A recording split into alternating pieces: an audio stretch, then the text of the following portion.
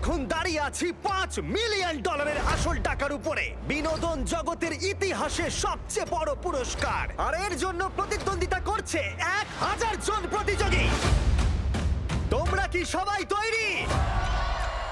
Timer শুরু করো।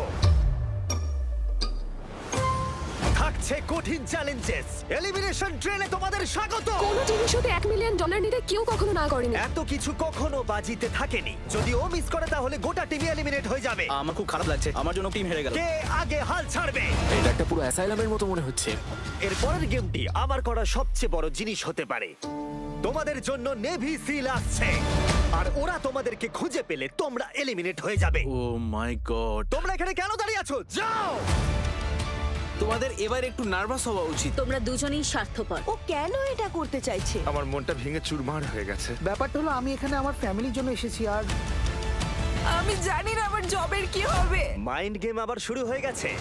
এদের মধ্যে কে বিনোদন জগতের ইতিহাসে নাম লেখাবে আর জিতে নেবে $5 মিলিয়ন? যাই হয়ে যাক না কেন, যে কোনো একজনই জিতবে। আর এখন সবকিছু এখানে এসে দাঁড়িয়েছে।